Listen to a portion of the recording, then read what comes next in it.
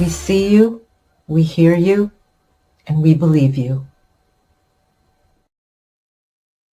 Hey, everyone. How you doing tonight? You found Surviving Together, a safe space for trauma survivors to come together, connect, and build community on their healing journey, as well as providing trauma-related education for all. See who we have here so far. Mustang Mike stopped by, wishing us a great show. Audrey Gore is here until her meds kick in. That is fine. Audrey, all of your talk of horror movies is giving me the creeps, I have to say. Hey, Body, how you doing? I am not a horror movie fan in general. There's a few that I like. You know, definitely have a soft spot, I will say, for like 80s horror movies. But most others, you can just count me out. Hi, Crystal. How you doing today? I am glad you've dropped by. And I want to highlight this from Deaudrey says Stephen King came up with some truly evil monsters, but humans are always worse. And that really ties into what we are going to be talking about today. So I am going to put up my trigger warning here because of the subject matter that we're going to be talking about tonight. Wanted to give you an update on a couple of cases that we've already covered here, and another case that is just made the news that's developing, and it's one that I'm definitely going to be following. So, first off, I want to highlight um, Giselle Pelicot, her case. In case you guys aren't aware, actually, all three of these cases are from France. It just so happens. But I think that there's a continuity in speaking about all of these cases from the same country. There's a few more cases from the US that I was going to do, but I think I'll just do those in a separate video. There's no shortage of sexual assault cases that make the news. And it's extremely unfortunate, right? We know the numbers. Um, the the amount of women that will suffer sexual assault at some point in their life is like 1 in 4. Men is about 1 in 6. The numbers are astronomical. But Giselle Pellico, her case made national news late last year. And then again, the beginning of this year when sentences were handed down. And so you can get a picture. Um, I want to share my screen with you. Give me 1 second.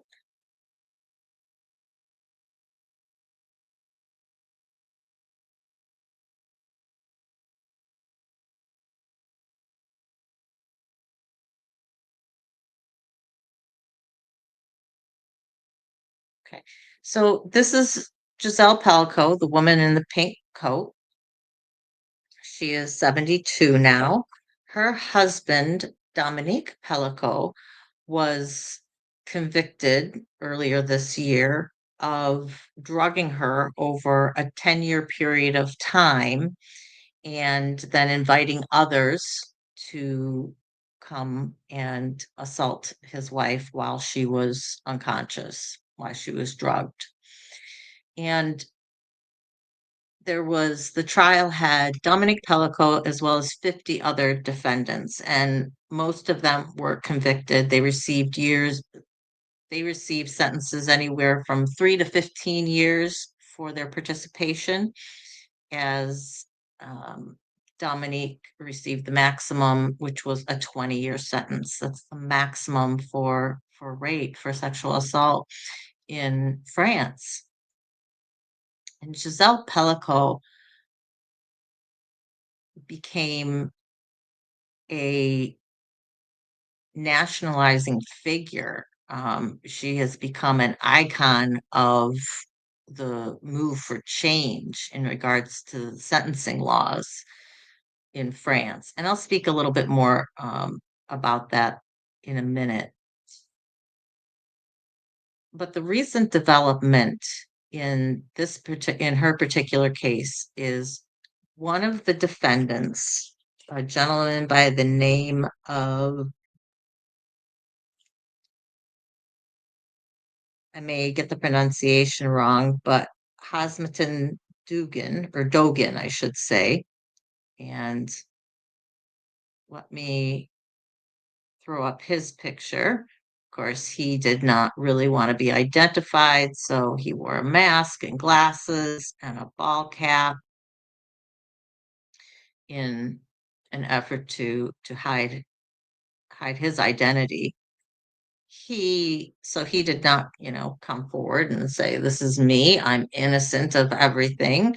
He hid himself as much as he could, whereas Giselle Pelicot, the survivor in this case, waived her right to anonymity, which they have in France. Victims can choose to be anonymous and they will not be identified in court or for the media. But she waived all that and said, "No, I am the victim here. I am a survivor, and I refuse to be ashamed of something that was not my fault." So an incredibly strong woman. I mean, her life was utterly turned upside down. A man she had been married to for decades and thought she had the perfect life.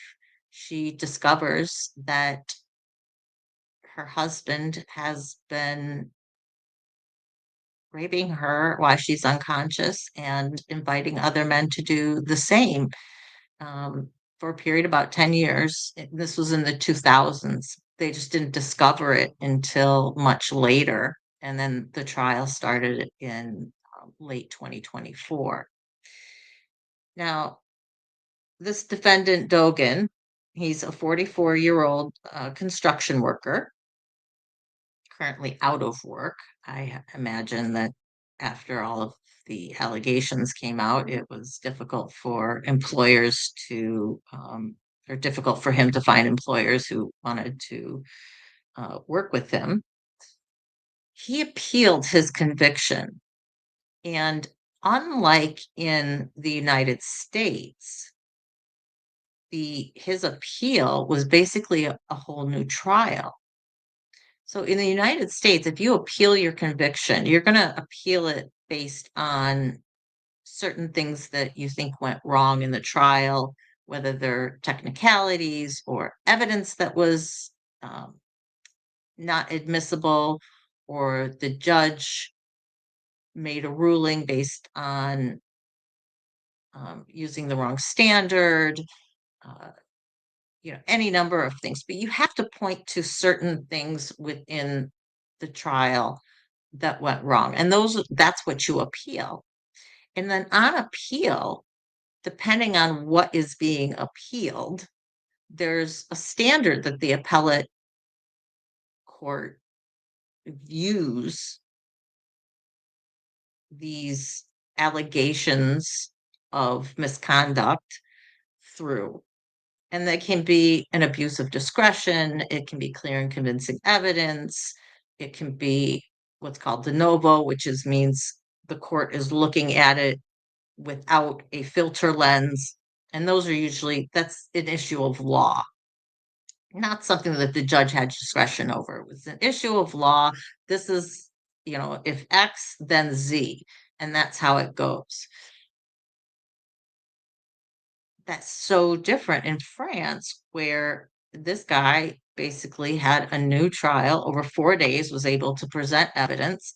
His defense was that he thought that this was consensual. He thought that he was being invited to a threesome. He stated in court he had no intention of hurting this woman and basically denied any responsibility whatsoever,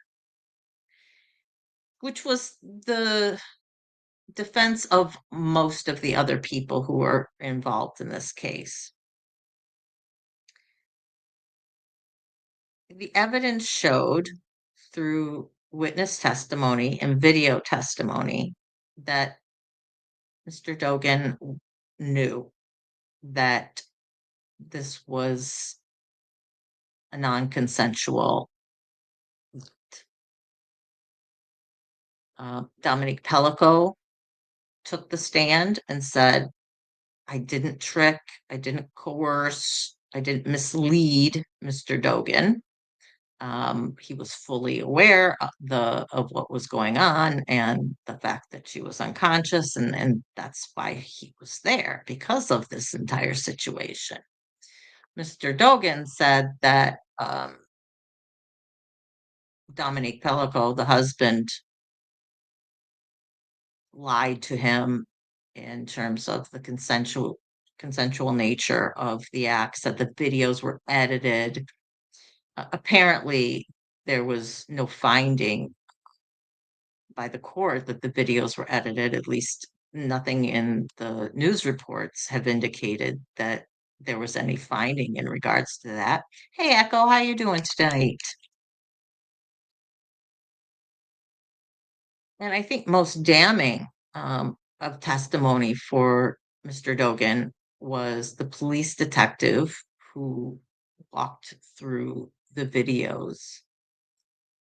And so his testimony and his logical interpretation of what was going on in the videos, combined with the video testimony, because Dominique Pellico took 17 different videos and 107 photos of this particular night that Mr. Dogan was there. So he had thousands of videos and photos for over the 10-year period. But just in relation to Mr. Dogan and his acts on Giselle Pelicot, Dominique's wife, 107 photographs and 17 different videos. And in one of these videos, Mr. Dogan was engaged with Giselle. Apparently, you can see Giselle move a little bit. Mr. Dogan froze, stopped what he was doing. And when it became apparent that Giselle was still unconscious, that she hadn't woken up or anything, he continued with his act.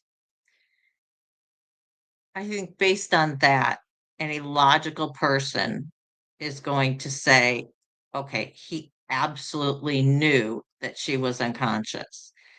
And it goes back to, and this was prominent in the original trial, that Dominique can't give consent for his wife. So even if Dominic had said to Mr. Dogan, oh no, she's cool with this, that's not consent by Giselle. And you can't rely on that. Now, Mr. Dogan didn't specifically say that Dominic had given consent for his wife, at least not in the reports that I read. He was more just stating that he believed it was consensual. And I can only surmise, based on everything else of his defense, that he was believing that Dominic was giving consent on behalf of his wife. It took the jury 3 hours to come back and say, no, we're sorry. The evidence shows you were fully aware that this woman was unconscious, pretty much comatose, and that she could not give consent on her own, and in fact did not give consent on her own at any point in time. You cannot rely on consent given by a third party.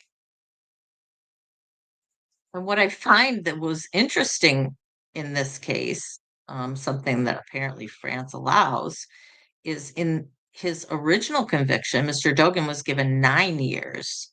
The court this time on appeal gave him 10 years. So they increased his sentence by a year. I still think it is woefully inadequate in regards to the act of that he has done,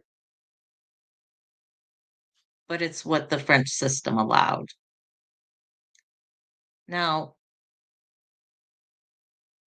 one of the things that has happened as a result of Giselle waiving her anonymity and coming forward is she has sparked a nationwide conversation around rape culture in France and around the need for legal reforms to have stricter laws that can be given in certain circumstances, whether that is extending the 20-year max, allowing for consecutive sentencing, meaning you have more than one victim, so we're going to stack your sentences. So after you're done serving your first 20-year for victim number one, you need to serve 20 years for victim number two, then you need to serve, and so on. So 50 victims, 20 years each, you're looking at, divide that out, what's that, 1,000 years? Or multiply that out, I should say. Or allowing the court discretion if there is outrageous circumstances, a huge number of victims, just something out of the ordinary where we're not just dealing with one-on-one, one person, one victim, one defendant, allowing them leeway to give a harsher sentence. And that legal reform is starting to occur. The Senate and the Parliament in France has taken on discussions and are hopefully by the end of this month going to be passing reforms. Now, I wasn't able to find out specifically what those reforms might entail, but this will be something that I will be looking at and reporting back to you guys as to whether or not those reforms end up becoming law and what type of change occurs. And I'm hoping that based on this case and based on the next case that I'm going to talk about, that stricter reforms are put in, the stricter laws are put into place, that in regards to sexual assault, sexual violence, that France really understands the enormity of the issue and can have their sentences reflect the vile act that is being occurred. Hey, Misha, thanks for popping by. Glad you said hi. Thanks. Wishing you all the best. So, and the reason I say, as in our next case as well, is because the next case that I wanted to update you guys on is the Joel Scouarnec case.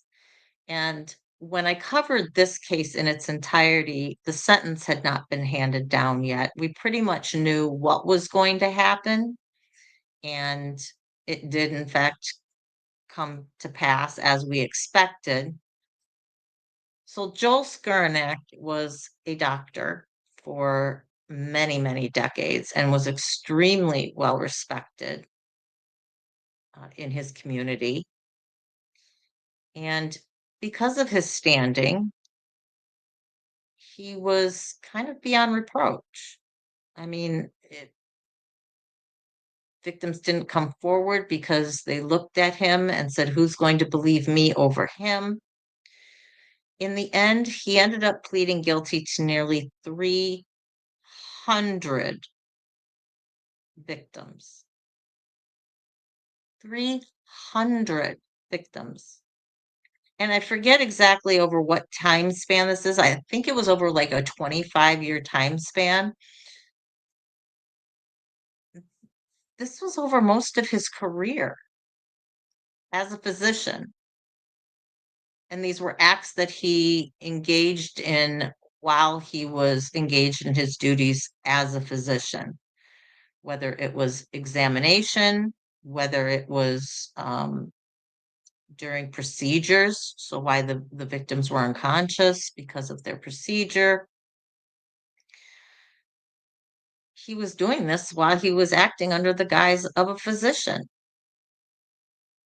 And I would presume that as a physician, the same Hippocratic oath applies to physicians in France as they do to physicians here in the States, that it's to do no harm and to protect those who can't protect themselves.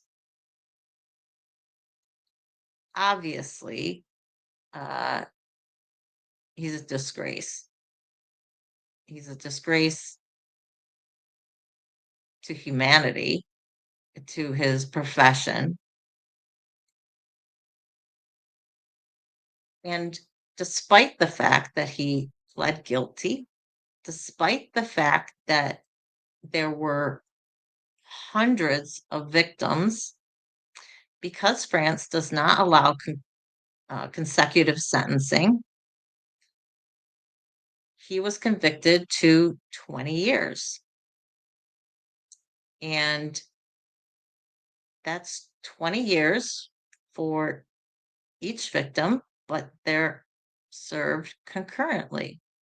So he's serving all those sentences all those 20-year sentences at the same time. And because of the time that he had already spent in detention prior to uh, the trial, he could be released. And he was sentenced in May of this year, by the way. He could be released as early as 2032 on parole. Now, he is 74 years old. The prosecution argued for what is called preventative detention. So they wanted him sent to a center for treatment and supervision, which allows the defendant to be kept in that facility even after their release time.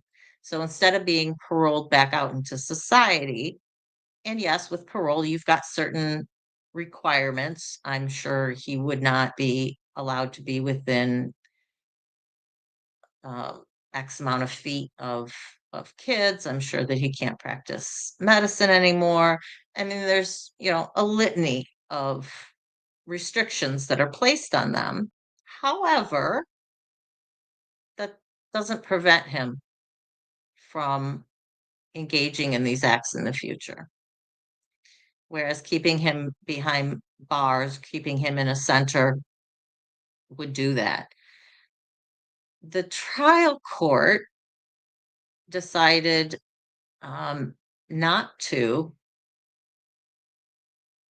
sentence him to preventative detention based on one, his age, and two, and this makes me cringe, his desire to make amends.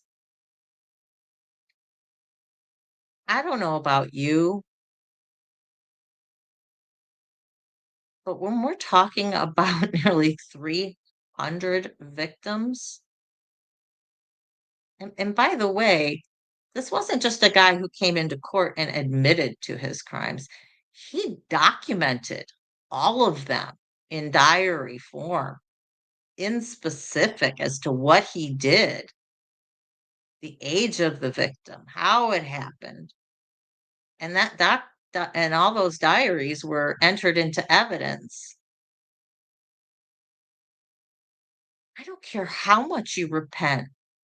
I don't care how remorseful you are. That can be taken into consideration for me in some cases. You know, a guy walks into a convenience store high on meth and commits an armed robbery, and he's remorseful after the fact. Okay, judge, you can take that into consideration. He's clean now. He's not on meth anymore. He's remorseful that he did his actions. He doesn't have any other crimes of that nature or to that degree on his record. Sure.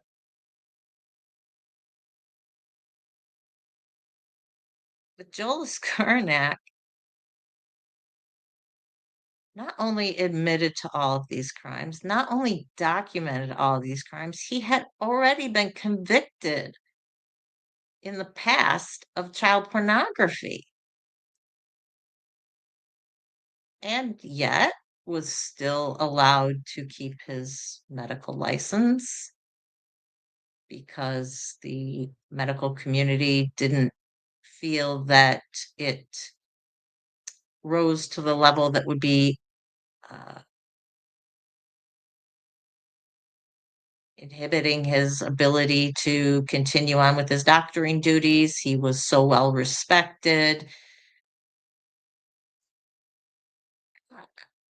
It boggles my mind. It really does. The judge's comments, I understand taking age into consideration in certain circumstances. You've got somebody who's 80 and you're deciding whether to sentence them to 20 or 40 years. You're like, he's gonna die anyway in prison, most likely. But what's the message that we're sending?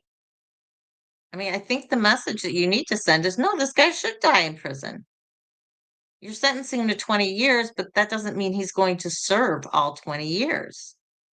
And particularly in this case, where they already knew that he had time in. So it counted, towards his 20 years in.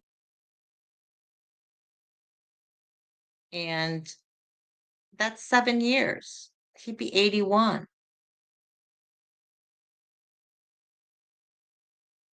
Still potentially could continue on with his predator ways. Just because you're really old, it doesn't stop predators if they're of the mindset that they're going to continue perpetrating. I think that it's false thinking to believe that just because somebody gets to a certain age that they're no longer going to want to perpetrate. So the movement that the Giselle has done, being the face of change for France, the legal reforms that are hopefully going to be coming,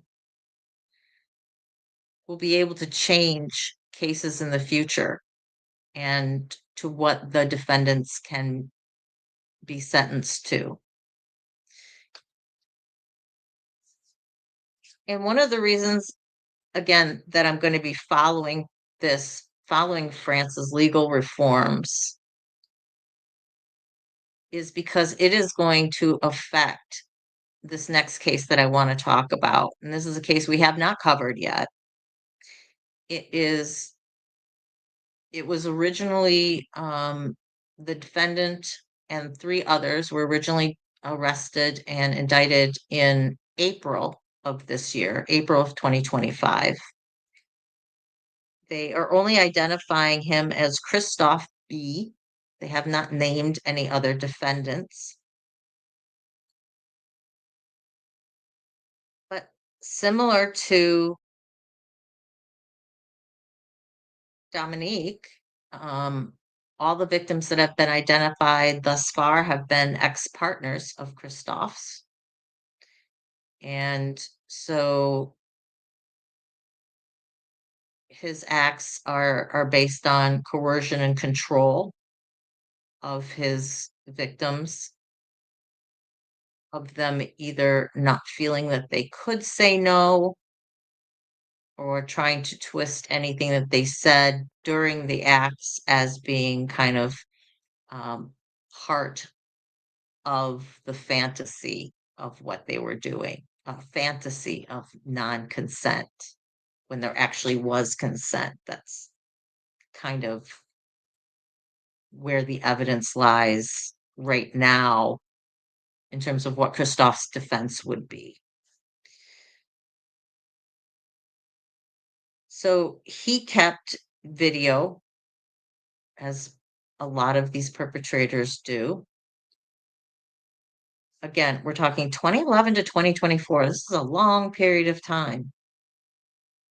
And originally, there were at least 5 of his ex-partners came forward.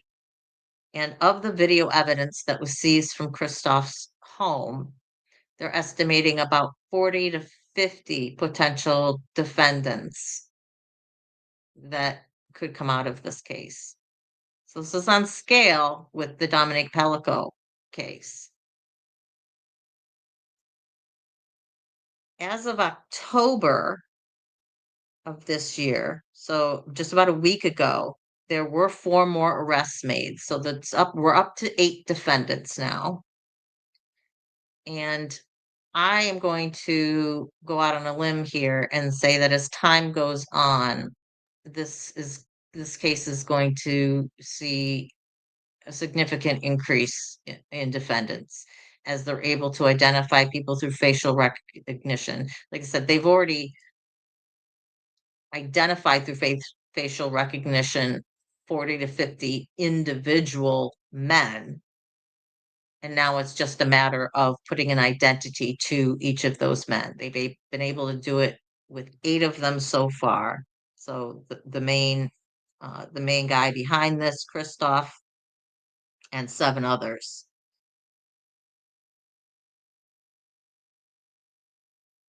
He and the other defendants, because of the nature of the sexual assaults that were captured on video, they are being charged with rape involving torture and barbarity, which, according to the sources that I read, is a rare type of charge. They don't do this very often. And so I won't get into details, but that just tells you the severity level of what these women went through in these videos.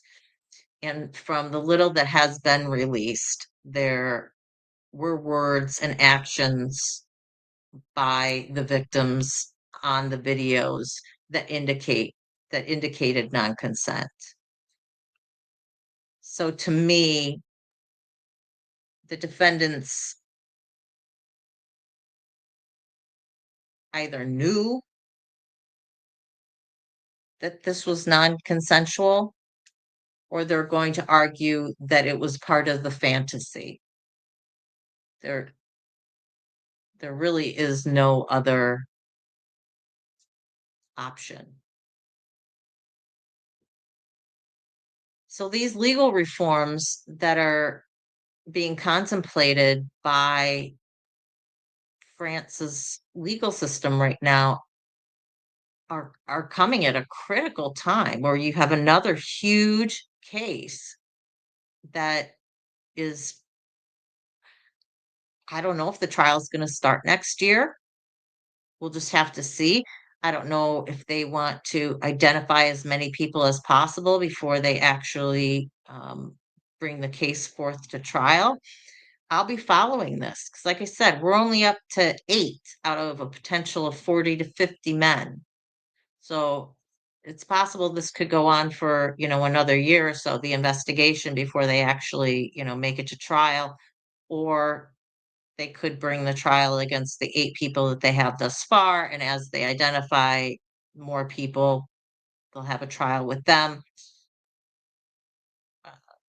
I do not know the ins and outs of France's legal system to be able to say, what's their preference and how this might move forward. But I will certainly be keeping an eye on this case and see if they identify more defendants in this case, if charges are brought against more than eight. We're up to six victims right now, Crystal. They're all ex-partners of the main guy, Christophe. We'll see uh, if more victims come forward. It was not listed in any of the sources that I viewed how many individual victims were identified from the videos. So I don't know if there is a potential, at least from the videos themselves, for more victims to be identified from that. It's certainly possible that more victims could come forward who weren't videotaped and are going to say, yeah, this happened to me with this guy as well, whether they were, one night stands or short-term relationships, who knows. So we'll have to see where this goes. Um, this guy also uploaded a lot of these videos to swinger websites, I guess.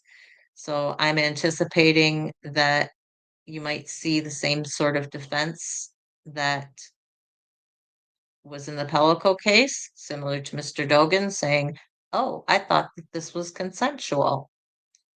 I'll be interested to see once this goes to trial if any of those people say that they got the consent directly from the victim or if they believed it was consensual just from what Christophe was representing. Again, you can't get consent from a third party when it comes to sex acts, people. So yeah, it's pretty horrific. And this is not to say that this kind of stuff doesn't happen elsewhere in the world. It just so happens that we have had three extremely defendant and victim intense cases that have come out of France in the last year. So I am hopeful that by the time Christophe and his co-defendants get to trial, that the potential sentences that they are looking at have been fortified.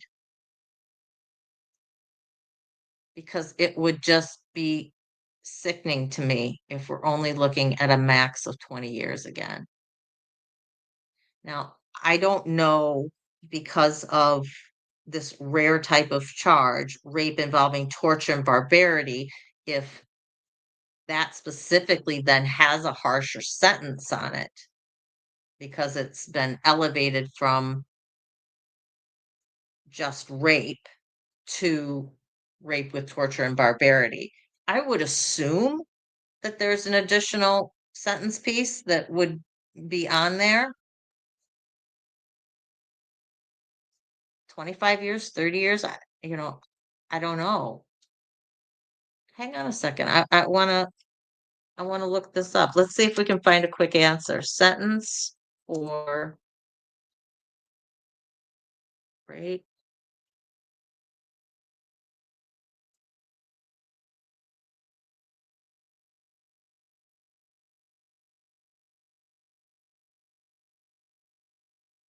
Let's see if I can get a quick answer.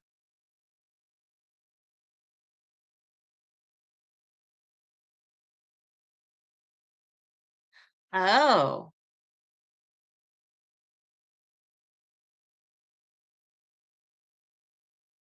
it looks like that addition, um, well, the torture aspect means these guys are facing life in prison. Thank heavens. Thank heavens. regardless, the legal reforms in France are extremely important for all other sexual violence cases that are moving forward in France at this time and that will go on in the future. There are so many people in support of Giselle Pelicot speaking out about the rape culture and, speaking to the fact that people have to open their eyes, take responsibility for their acts, that the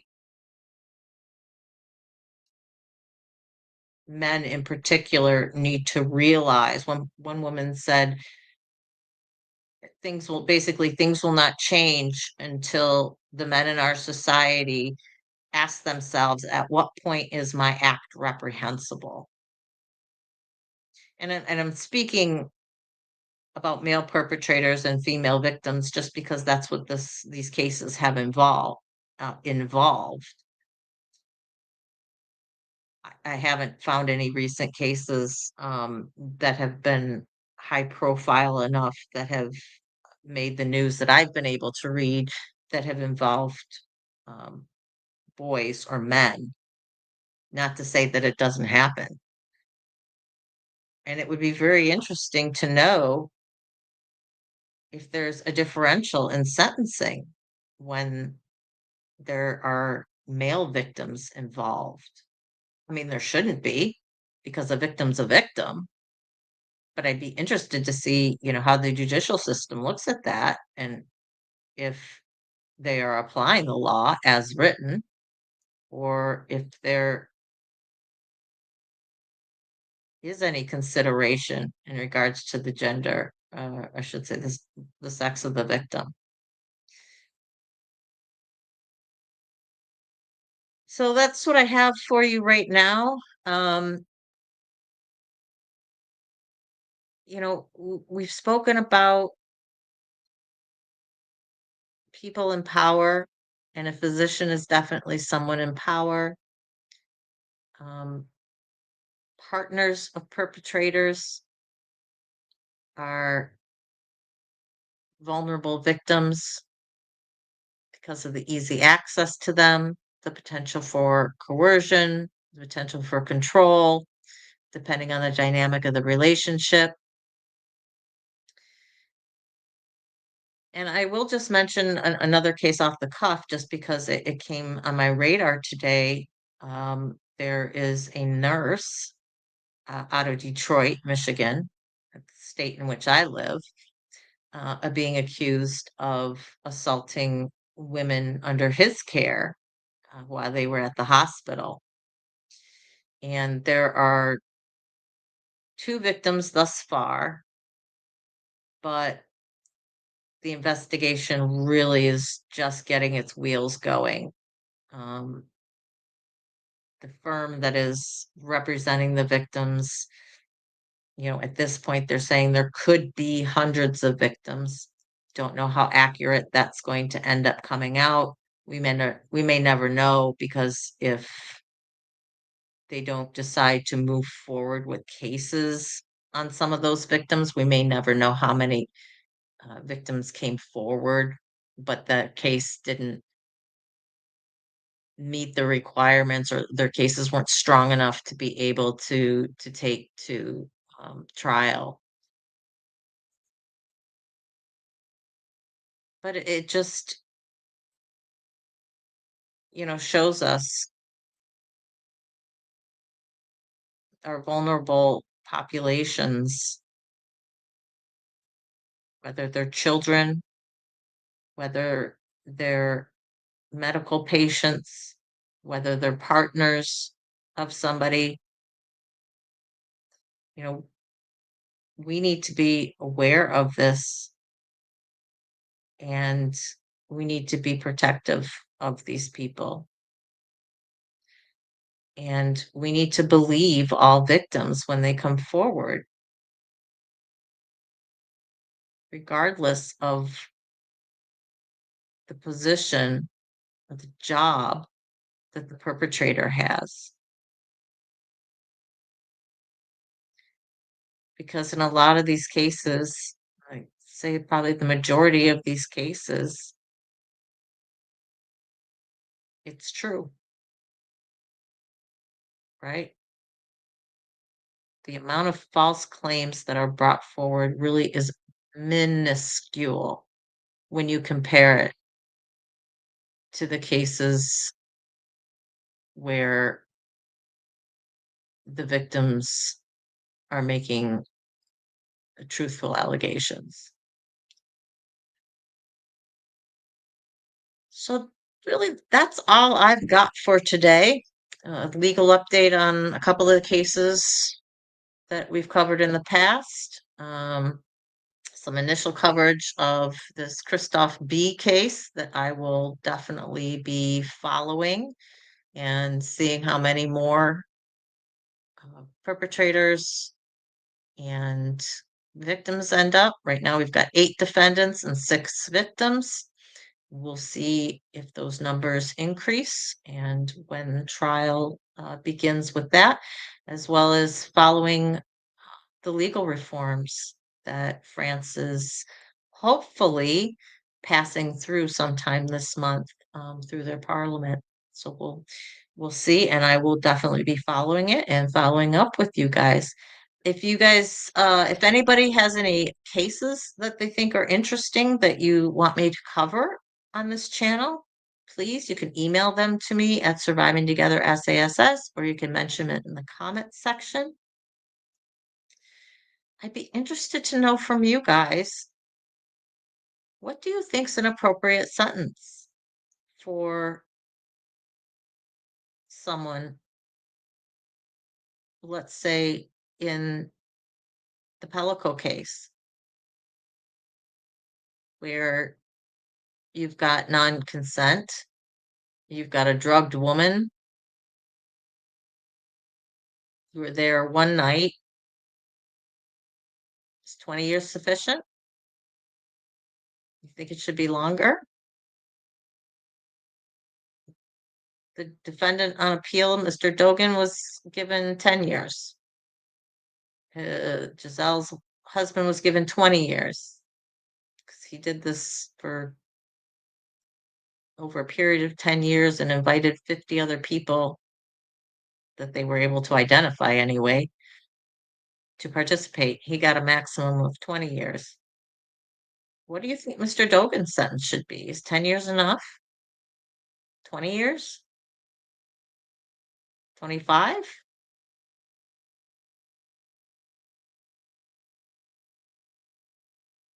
I don't know what I feel on a maximum sentence or, what his actual sentence should be, but 10 years, I do think is too light. I honestly think it's too light. I think 20 years is much more appropriate, at least. And I think then that puts Dominic's, the husband, his sentence of 20 years for all of the stuff that he coordinated over that 10-year period, that there needs to be either consecutive sentences allowed or there needs to be leeway or harsher sentences that the court's able to impose. Because you look at him, Dominique Pellico, and what he did, and you look at Joe Scouarnec, almost 300 victims over 25 years, and he got 20 years as well. So both of these guys got 20 years. Just not enough in my opinion. Not enough. But what do you guys think? Let me know in the comments section. If you're watching on replay, just as soon as this ends, you can add a comment there. Or if you're watching me live, you're going to have to wait a few minutes until the video ends and reboots, and then you'll be able to respond in the comment section on YouTube. So I want to hear what you guys have to think in terms of sentences in rape and sexual assault cases. So with that, I think we're going to end there. I will be on next on Saturday at 3 p.m. Eastern. Again, if you have any ideas as to topics you want me to cover, things you think that would be interesting, shoot me an email, or you can put those in the comments as well. I read every single one of them. Thank you to everybody who has been showing up here in our lives, and to you guys who have been commenting after the shows. I really appreciate it.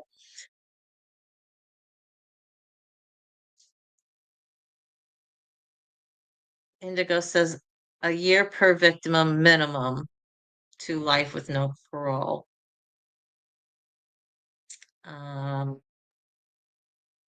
Yeah. I think that when you're looking at, oh, I wanted to show this. Hang on. I want to share my screen with you real quick.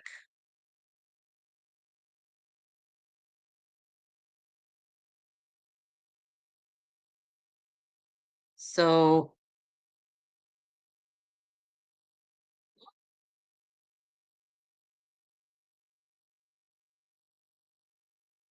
this is something that protesters did outside of the Joel Scouarnec case. Each one of these pages, it's basically says anonymous at the bottom, uh, representing one of his victims, and they stretched all the way across the courthouse. And I think that that was a very powerful visual, so that people looking at this can see what 300 victims looks like, and can be sufficiently outraged by the 20-year sentence and the fact that the guy might get paroled in 7 years.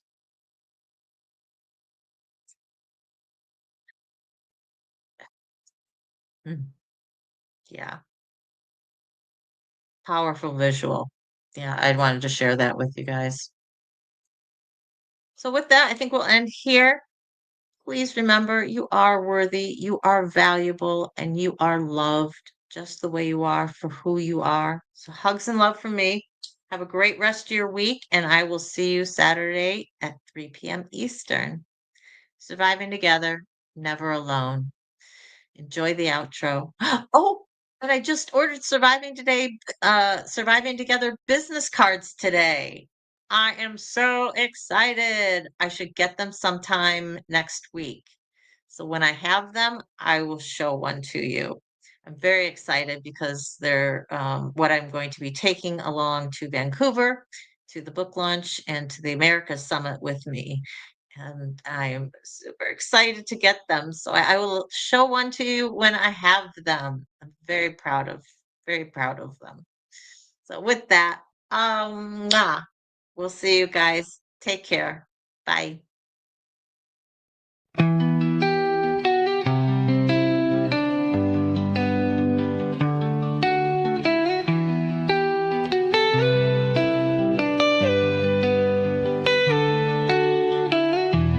Through the fire,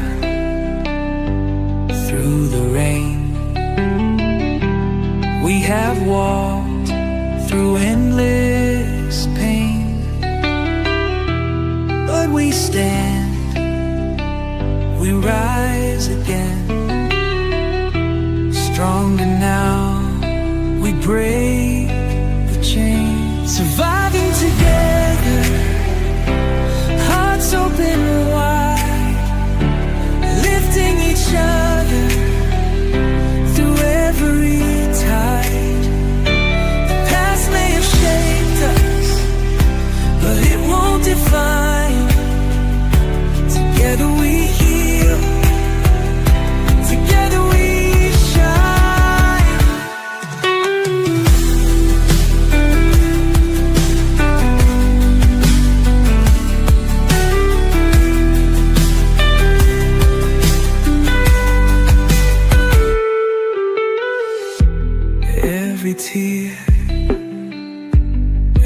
every scar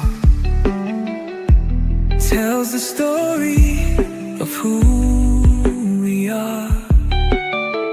Not just survivors, but warriors too. With love as our armor, we see this through. We see you, we hear you, and we believe in you. Surviving together, hearts open wide, lifting each other through every tide. The past may have shaped us, but it won't define. Together we heal, together we shine.